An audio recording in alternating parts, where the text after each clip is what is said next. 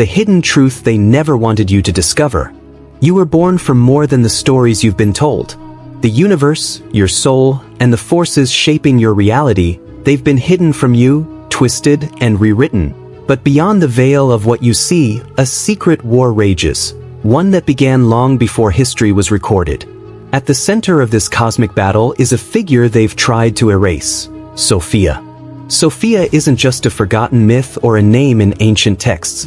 She is the missing piece of a story that's been deliberately buried. She was wisdom incarnate, pure, unfiltered intelligence, the feminine essence of creation.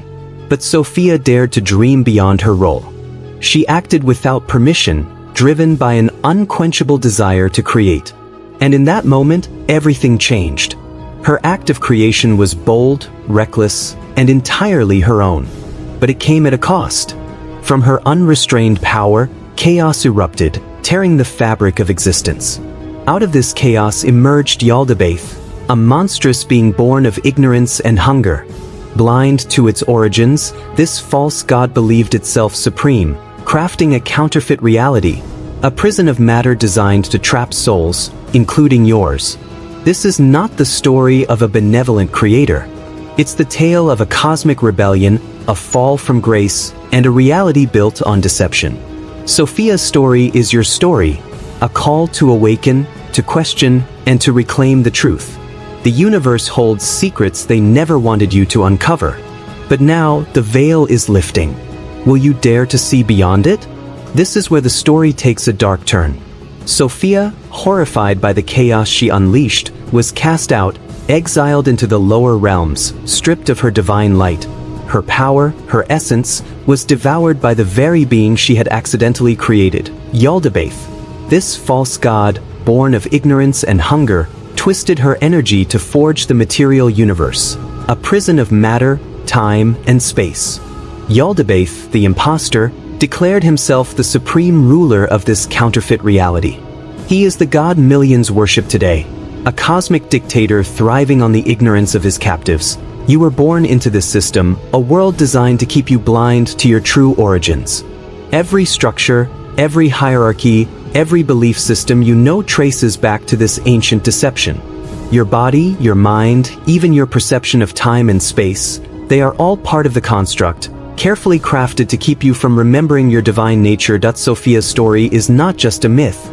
It's the heart of the cosmic battle between truth and illusion, freedom and control. Yet, the most tragic part?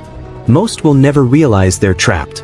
They'll live their entire lives under Yaldabaoth's rule, believing they are free. The laws of physics, scientific principles, religious doctrines, they are all threads in a web meant to keep you from questioning, from awakening. This world was not built for your liberation. It was designed to keep you bound. But the truth is still here, waiting for those brave enough to seek it. Will you dare to break free? This reality was never meant to set you free. It was designed to contain you. And those who built it? They're still watching.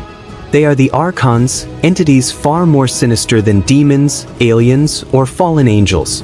These are not mere mythological figures. They are cosmic gatekeepers and beings that exist beyond the physical realm yet manipulate it from the shadows. The archons are parasites, thriving on ignorance and feeding on the illusion that this material world is all there is. Ancient texts reveal them as rulers of the lower heavens, governing layers of reality like a multi-tiered prison. Each layer has its own overseer, an enforcer ensuring no soul escapes the cycle. When you die, your soul doesn't simply ascend to a blissful afterlife. It is intercepted, judged, and recycled. Without the right knowledge, you are sent back, memory wiped, thrown into another life, another cycle of control. This is why ancient civilizations, from the Egyptians to the Hindus to the Greeks, spoke of soul recycling. The afterlife was never a direct path to paradise. It was a maze of trials, barriers, and guardians.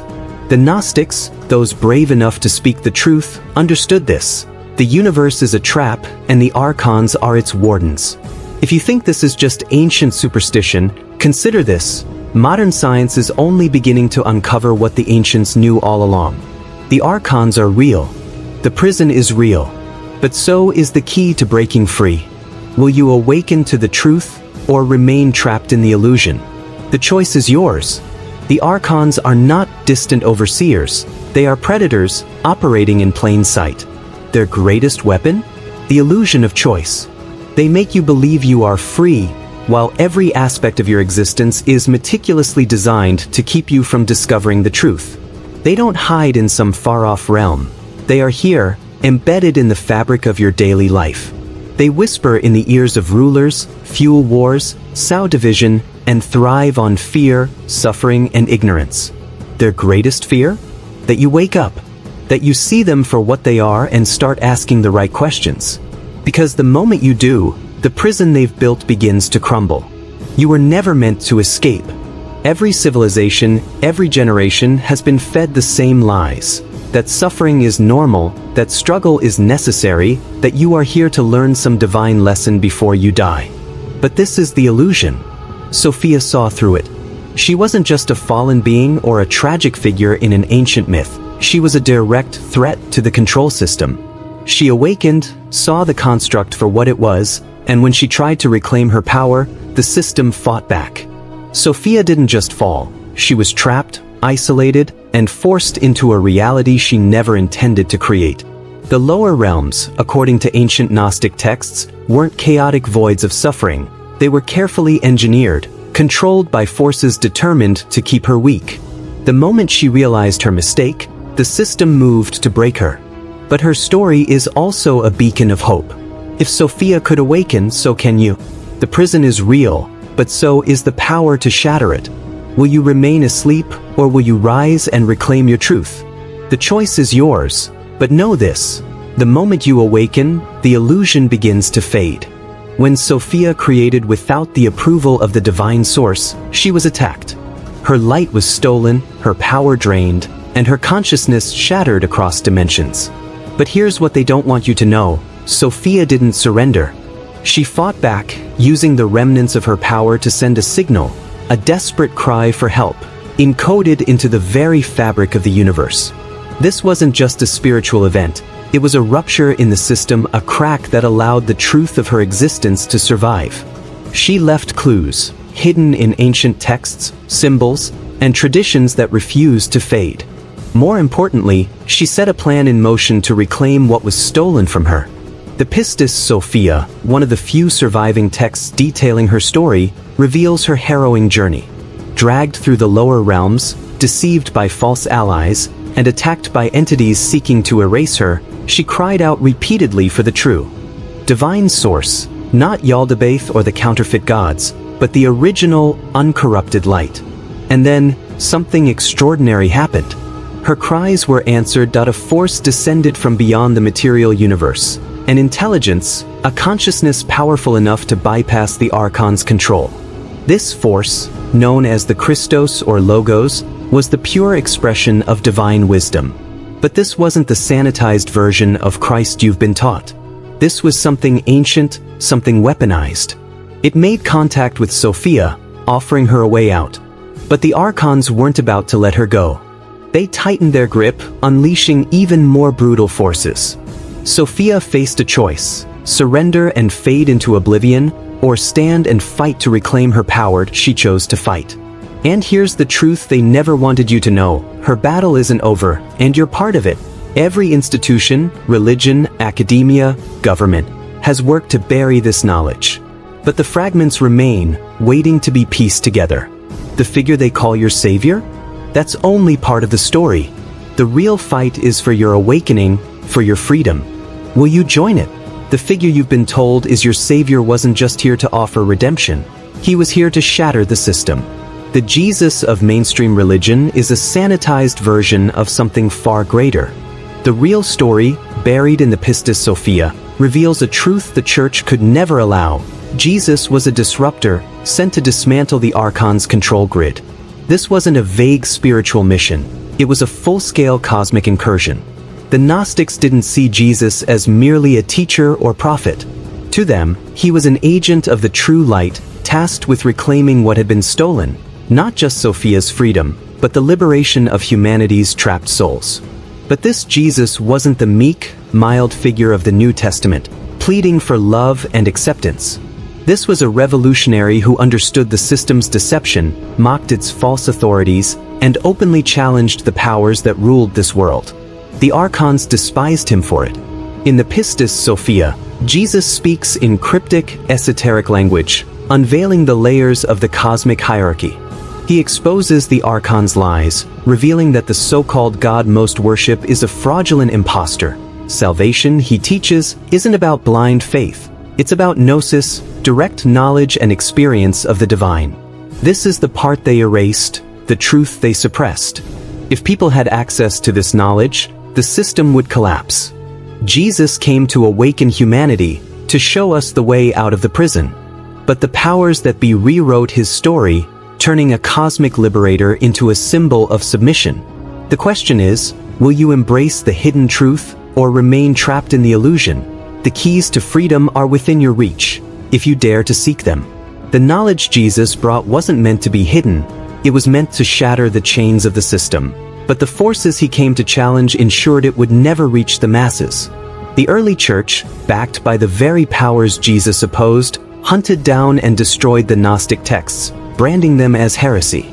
They burned the evidence, rewrote the narrative, and buried the truth. Yet, fragments survived. The Pistis Sophia reveals something astonishing. After his resurrection, Jesus spent 11 years teaching his disciples the secrets of the universe. These weren't simple parables or moral lessons. They were blueprints for liberation. He detailed the path a soul must take to escape reincarnation, exposed the archons' weaknesses, and revealed their deceptive tactics. His message was clear. True salvation isn't about blind worship, it's about awakening and breaking free. If this is true, then everything we've been taught is a lie. The institutions that claim to represent Jesus are doing the exact opposite of what he intended. They aren't guiding people to freedom, they're keeping them enslaved. The Pistis Sophia paints Jesus not as a passive moral teacher, but as a revolutionary against cosmic tyranny. His mission wasn't about submission, it was about spiritual warfare. He came to expose the false god, free Sophia, and show humanity how to escape the prison of this reality. But the system fought back. They erased Sophia, twisted her image, and buried her legacy, reducing her to a footnote in a story she was meant to transform. Yet, despite their efforts, she never truly disappeared. Her name, her truth, and her fight live on. The question is, will you awaken to the hidden mission, or remain trapped in the illusion? The keys to freedom are still here, if you dare to uncover them. Forget everything you've been told about Mary Magdalene, the passive follower, the repentant sinner, the woman whose only role was to weep at Jesus' feet. That version of her is a deliberate fabrication, a smear campaign orchestrated by the same forces that have rewritten history time and again. In the original texts, the ones they tried to destroy, Mary Magdalene was far more than a disciple. She was a threat. The Pistis Sophia reveals her as Jesus' closest confidant, the one who grasped his teachings more deeply than anyone else.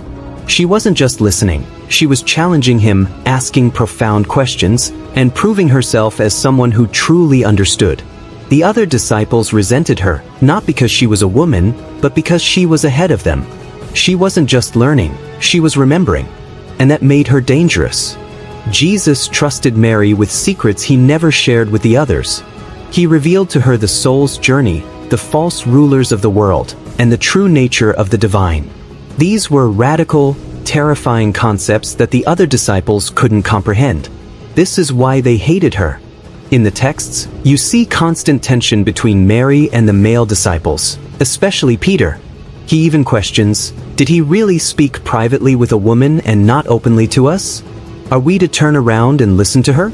Did he prefer her to us? The insecurity is glaring. Mary Magdalene was never meant to lead. The system couldn't allow it. After Jesus' departure, there was a brief moment when the movement could have taken a different path, one rooted in direct knowledge, spiritual liberation, and breaking free from the control system. But this version of Christianity was a threat to the establishment. So, the church rewrote history.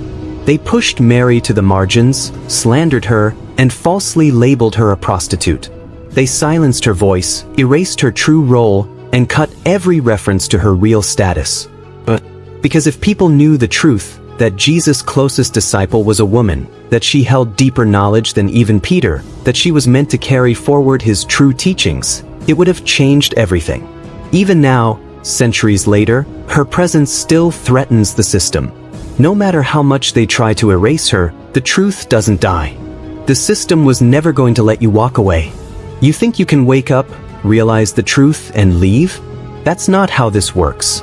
The forces that control this reality, the archons, the gatekeepers, will do everything to keep you trapped. But Mary's story is a reminder, the truth cannot be buried forever. Will you rise to reclaim it? The rulers of this material world don't rely on brute force. They operate through control, deception, and spiritual warfare. Their tools aren't physical, they're psychological, designed to keep you and billions before you trapped in an endless cycle. Escaping this prison isn't as simple as wanting freedom. It requires knowledge, direct, unshakable understanding of how the system works and how to dismantle it. This is why the Pistis Sophia is so dangerous, and why they tried to erase it. Hidden within its teachings are the mechanics of escape. The Gnostics weren't dreamers spinning metaphors about enlightenment, they were engineers of the soul. They mapped out the afterlife, not as a place of rest, but as a battlefield. When you die, your soul doesn't float peacefully into paradise. It's intercepted. You pass through a series of checkpoints, gates ruled by the archons. They question you, test you, and try to deceive you. If you're unprepared, if you don't know the truth, you're sent back, reincarnated, memory wiped, trapped in another cycle of control. The system thrives on ignorance. Most souls never escape because they don't even realize there's something to escape from. But the Pistis Sophia reveals a way out. After his resurrection, Jesus didn't just preach morality, he gave his followers the codes to break the cycle. He taught them the names of the archons, the words to bypass their traps, and the rituals to avoid reincarnation. This wasn't religion, it was a hacking sequence to override the system. And here's the shocking part. Jesus warned that the churches would never teach this. Instead, they distort his message, bury the truth, and replace it with submission and obedience. The churches became part of the control mechanism, programming people to worship the very forces that enslave them. The Gnostics fought back. They held secret rites, teaching their followers how to navigate the afterlife, recognize the archons, and resist their tricks. But the system hunted them down. Their texts were burned, their followers slaughtered, and their knowledge branded as heresy. Because if even a small number of people escaped, the entire system would collapse. This war never ended. The gates, the traps, the archons, they're still here. The system is rigged against you, and you've seen it in every structure of power, every institution designed to keep you compliant. But the truth remains, freedom is possible. Will you awaken to the battle, or remain a prisoner in their game? The choice is yours, but know this, the keys to escape are within your grasp. This isn't just a struggle on Earth, it's a war waged across multiple dimensions. Oppression doesn't end here, it follows you everywhere. Every time you try to break free, whether in this life or the next, you will be tested. And these tests are brutal. The Pistis Sophia lays it out clearly. When you die, your soul doesn't simply ascend to freedom. You must fight your way out. The beings waiting for you aren't benevolent guides, they're predators.